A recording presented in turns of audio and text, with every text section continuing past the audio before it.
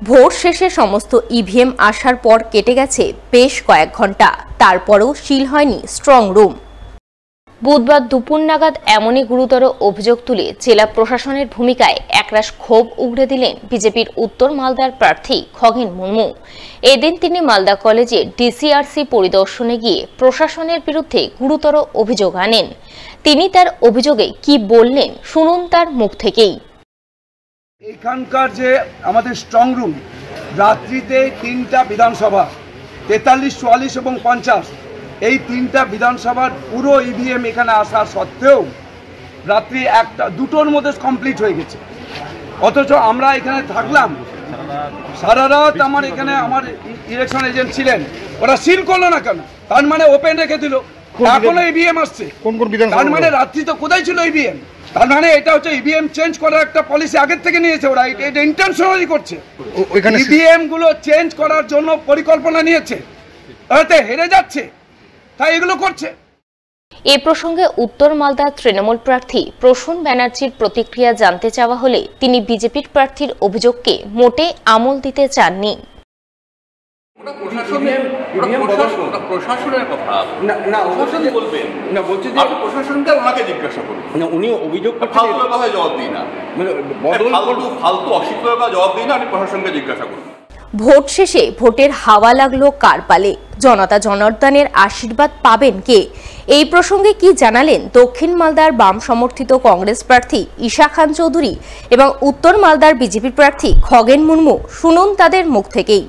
হাওয়াটা খুব ভালো, আর ভোট হওয়ার পরেও আমরা যখন ফেরত আসছি সব জায়গাতে আমাদের কর্মী ক্যাডাররা ভোটাররা খুব খুশি, সাহারা খুব ভালো। ওরা বলছে আমাদের ভোট খুব সুন্দর হয়েছে আর মোটামুটি শান্তি হয়েছে, ভালো করে, মানে 2-3 জায়গায় ছোটো মোটো ইনসিডেন্ট হয়েছে। আমাদের এই আশাবাদী যে আমরা মানুষের দুয়া, আশীর্বাদ এবং ভালোবাসা আমরা পেয়েছি এবং আমরা 1 নম্বরে থাকবো মানুষের জন্য। মানুষ আমাদের ভালোবাসা যেভাবে দিয়েছেন আর যেভাবে সাহারা দিয়েছেন, আমরা কনফিডেন্ট আছি আমরা 1 নম্বরে আছি।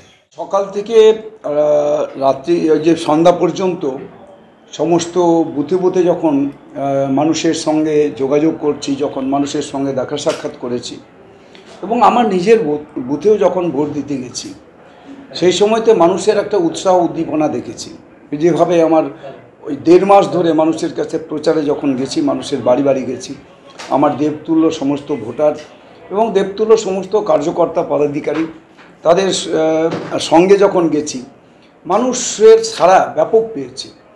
মানুষ আমাদের বাড়ি থেকে বেরিয়ে এসে আমাদের সবাইকে এখানে সবাই আশীর্বাদ করেছেন, পার্টিকে এবং প্রার্থীকে। আমি জিজ্ঞেস করেছি কি আমাকে রেখেছেন তো আপনাদের হৃদয়ের মধ্যে? বলছে আপনি সময় সেটা টের পাবেন 4 তারিখে। শত্রুতা করে কেউ বা কারা আগুন লাগালো পোল্ট্রি মুরগির ফার্মে। আগুনে পুড়ে ছারখার হয়ে গেল গোটা ফার্ম, ক্ষয়ক্ষতি হলো কয়েক লক্ষ টাকার। বুধবার 7 সকালে এই ঘটনাকে ঘিরে জোর চাঞ্চল্য ছড়ালো মালদার হবিবপুর থানার বুলবুলচন্ডী অঞ্চলে দক্ষিণ অনাইল এলাকায়। জানা গেছে পোল্ট্রি ফার্মের মালিকের নাম প্রশান্ত শীল, বাড়ি বুলবুলচন্ডী অঞ্চলের ঝিনেপুকুর এলাকায়। তিনি ধার দেনা ও ব্যাংক লোন করে মাস কয়েক আগেই বুলবুলচন্ডীর দক্ষিণ অনাইল এলাকায় পোল্ট্রি মুরগির ফার্ম তৈরি করেন। বর্তমানে সে ফার্মে 1000 মুরগি ছিল, যা 2-4 দিনের মধ্যেই বাজারে বিক্রি করতেন। কিন্তু তার আগে বুধবার ভোররাতে বড়সড় অঘটন ঘটে যায়। আগুনে পুড়ে ছারখার হয়ে যায় গোটা ফার্ম। ফার্মে থাকা সমস্ত মুরগি আগুনে পুড়ে মারা যায়। এই দৃশ্য দেখে ফার্ম মালিক প্রশান্ত শীলের মাথায় বাজ ভেঙে পড়ে। ক্ষয়ক্ষতির বহর দেখে তিনি তৎক্ষণাৎ অসুস্থ হয়ে জ্ঞান হারান। পরিবারের লোকজনেরা তাকে বুলবুলচন্ডী গ্রামীণ হাসপাতালে ভর্তি করেন। প্রশান্তর ভাই সুশান্ত শীল জানান, এটাই ছিল তাদের জীবন জীবিকার একমাত্র সম্বল, যা ধার দেনা ও ব্যাংক লোন করে তৈরি করা হয়েছিল। তাই ফার্ম পুড়ে যাওয়ায় তারা অথই জলে পড়েছেন। লোন মুকুবের জন্য সরকারের কাছে আবেদন জানাচ্ছেন। আমার দাদা প্রশান্ত শীল একটা লোন নিয়ে একটা পোলট্রি ফার্ম করেছিল, দক্ষিণ অনাল বলছে বুলবুলচন্ডী অঞ্চল। তো লোন নিয়ে করেছিল একটা পোলট্রি ফার্ম।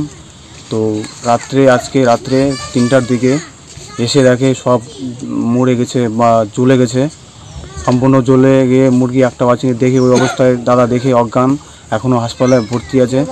তো এটা আমার যেহেতু বক্তব্য যে হচ্ছে কেউ জ্বালিয়েছে হিংসাম্য করে, তো আমরা এটা সঠিক চাই। আর লোন নিয়েছিল এগুলোর কোনো একটু সরকারের কাছে দাবি করছি যে কোনো একটু সেফ কিংবা উপকার যদি করতে পারে আমাদের গরিব লোকের জন্য। তো আমরা সরকারের কাছে এটা আবেদন করছি যে সঠিক বিচারটা চাই। এখানে 3000 পোল্ট্রি ছিল। গরুতে জমির ফসল খাওয়ার প্রতিবাদ করায় আক্রান্ত হলো এক পরিবার। ওই পরিবারের ঘরবাড়ি ভাঙচুর করার অভিযোগ উঠল জনা কয়েক দুষ্কৃতীর বিরুদ্ধে। ঘটনাটি ঘটেছে মালদার গাজল 2 নম্বর অঞ্চলের রানীপুর এলাকায়। ঘটনার প্রতিবাদে বুধবার আক্রান্ত পরিবারের সদস্যরা গ্রামবাসীদের নিয়ে গাজল থানার দ্বারস্থ হন। তারা ঘটনায় জড়িত দুষ্কৃতীদের বিরুদ্ধে শাস্তিমূলক ব্যবস্থার দাবি জানান পুলিশের কাছে।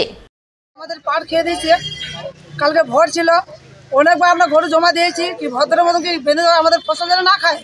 পাট বুনেছি 5 বিঘা, 2 বিঘা ভুটা আছে, তাও ওরা শুনিনি। কালকে কে গরু কাটছে না কাটছে আমরা জানি না। আমার সাহেব রান্না করে, তা আমি গেছিলাম ভোট দিতে। আইসে দেখেছি আমার বাড়ি এসে সব মানে চুরমার, বাড়ি ঘর সব চুরমার করছে, বা চেয়ার আর জম টাইল যা তো মানে জাংলা খাবার সব ভেঙে চুরমার। আর আমাকে বলে আমার স্বামীকেও কাটবে কুটি কুটি করে, আমার ছেলেকেও কাটবে, গুলি করবে। তার জন্য আমাদের বাড়ি এসছে, কালকে এসেছিলাম, আমাদের ডায়েরি নেয়নি, তার জন্য এসেছি।